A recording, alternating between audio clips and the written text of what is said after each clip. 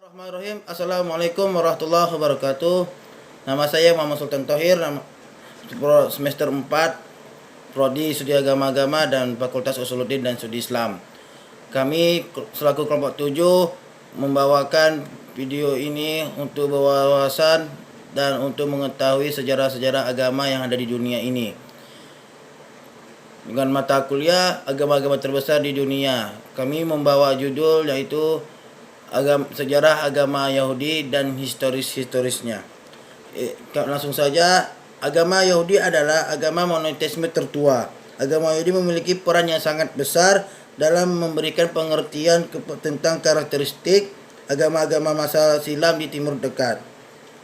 Agama Yahudi juga memiliki hubungan dengan Taurat, yaitu agama Kristen dan Islam. Di samping itu juga agama Yahudi juga memiliki peranan yang sangat penting untuk memahami sejarah bangsa Yahudi dan mengetahui gerakan Zionis modern. Yahudi dikenal sepanjang sejarah dengan lebih satu nama. Disebabkan banyak nama, maka sering terjadi kekeliruan tanpa membedakan di antara nama-nama tersebut dalam tulisan berbahasa Arab pada umumnya, yang menggunakan kata istilah Ibri, Israel, dan Yahudi. Di sini kami mencoba menjelaskan beberapa perbedaan nama di dalam sejarah agama Yahudi, dengan menjelaskan beberapa faktor yang menyebabkan muncul nama baru. Perbedaan yang terjadi dalam sejarah agama Yahudi. Yang pertama, nama Ibri. Kata Ibri adalah bentuk tunggal jamak Ibrion atau disebutkan Ibrani atau Ibranium. Nama ini disebutkan kepada Nabi Ibrahim alaihissalam karena di Taurat dia disebut dengan orang Abram, orang Ibrani. Dan memiliki tiga suku kata yaitu Abara, yang berarti suka berpindah dan menyeberangi ke suatu tempat yang lainnya. Dan istilah ini adalah diambil dari kata Eber. Eber adalah nama seorang kakek buyut Nabi Ibrahim alaihissalam. Yang kedua adalah nama Israel. Nama Israel mengandung dua indikasi makna. Pertama, bersifat umum dan bersifat khusus. Indikasi bersifat umum adalah kisah yang mesti disebutkan secara khusus, bahwa nama ini adalah nama yang memberikan kelebihan kepada bangsa Yahudi daripada bangsa-bangsa yang lainnya. Nama ini juga dikenal sepanjang sejarah. Israel adalah kebanggaan dan keagungan bagi mereka. Kisah nama Israel diambil daripada disebut di Taurat. Dan nama Israel ini disembahkan kepada Yakub alaihissalam. Dan di sini juga dalil Al-Qur'an yang berfirman, semua makanan adalah halal bagi Bani Israel, melainkan makanan yang diharamkan oleh Bani Israel, yaitu kepada keturunan Yakub alaihissalam untuk dirinya sendiri sebelum Taurat diturunkan. Katakanlah, maka bawalah Taurat, lalu bacakanlah jika kamu orang-orang yang benar. Surah Ali Imran ayat 93. Yang ketiga adalah nama Yahudi. Nama Yahudi adalah nama yang ketiga dalam urutan setelah dua nama sebelumnya, Ibir dan Israel. Bila dilihat dari kemunculan dan penggunaan dalam sejarah, nama Yahudi ini memiliki pengertian bersifat umum dan khusus. Dan habislah ini, langsung aja selanjutnya kepada saudari Mariana. Baiklah, bismillahirrahmanirrahim. Assalamualaikum warahmatullahi wabarakatuh. Perkenalkan, nama saya Mariana, jurusan Studi Agama semester 4A, Universitas Islam Negeri Sumatera Utara. Adapun maksud dan tujuan pembuatan video ini ialah untuk memenuhi tugas UAS pada mata kuliah agama-agama besar. Saya akan menjelaskan sedikit tentang nama Ibri, Israel, dan Yahudi dalam referensi dan Islam. Baiklah, saya akan melanjutkannya. Pertama, dalam referensi Kristen, nama Yahudi terus digunakan. Kami temukan bahwa penggunaan nama Yahudi sejak awal masa Kristen untuk menunjukkan agama dan bangsa yang menganut agama Yahudi. Sebelum telah kami sebutkan tentang makna agamis yang diperoleh nama Yahudi, sejak penawanan Babel atau beberapa waktu sebelumnya. Dalam surat Rasul Paulus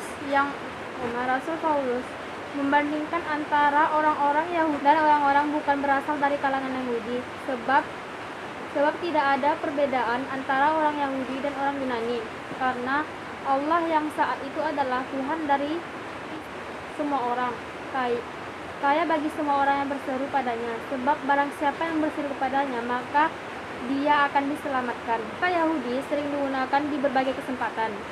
Di antaranya adalah jika kamu menyebut dirimu orang Yahudi dan bersandar kepada hukum Taurat, bermegah dalam Allah.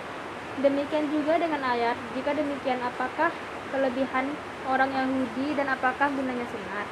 Surat Paulus untuk orang-orang Roma juga menggunakan kata Israel dan banyak tempat sehingga memberikan pengertian bahwa orang Israel adalah orang Kristen untuk mewujudkan pemikiran bahwa perjanjian baru menempati perjanjian lama, dan dalam Israel yang baru menempati posisi Israel yang lama. Dalam konteks ini Paulus berkata tentang dirinya, karena aku sendiri pun orang Israel dan keturunan Abraham dari suku Benyamin.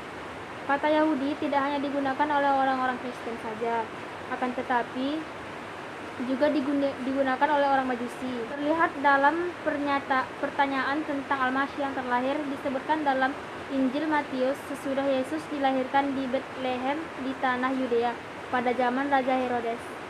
Datanglah orang-orang Majus dari timur ke Yerusalem dan bertanya, di manakah dia raja orang Yahudi yang baru dilahirkan itu? Kami telah melihat bintangnya di timur dan kami datang untuk menyembah dia.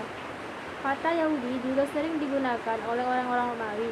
Kata Yahudi lebih populer daripada kata Ibri dan Israel. Meskipun kata Ibri dan Israel, mereka tidak pernah punah sama sekali. Mungkin hanya ini yang dapat saya jelaskan. Lebih dan kurang saya mohon maaf. Dan untuk bahasan materi selanjutnya akan dilanjutkan oleh teman saya. Assalamualaikum warahmatullahi wabarakatuh. Di sini saya akan menjelaskan tentang referensi Islam. Sebelumnya perkenalkan, nama saya Salih Haliza dari semester 4 studi agama-agama. Di sini saya akan menyambung penjelasan dari teman saya Mariana. Oke, kita akan masuk ke materi. Akhirnya kita sampai ke referensi Islam. Kita ditemukan bahwa Al-Quran tidak pernah sama sekali menggunakan kata Ibri dan tidak pernah mengisyaratkan kepada peristiwa sejarah atau tradisi agama yang berkaitan dengan kata ini. Meskipun sebagian tokoh yang diceritakan dalam Al-Quran seperti Ibrahim dan Ishak dalam referensi Yahudi disebut sebagai orang Ibrani, akan tetapi Al-Quran sama sekali tidak menggunakan kata ini untuk mereka. Bahkan Musa tidak disebut sebagai orang Ibrani untuk membedakannya dari orang-orang Mesir.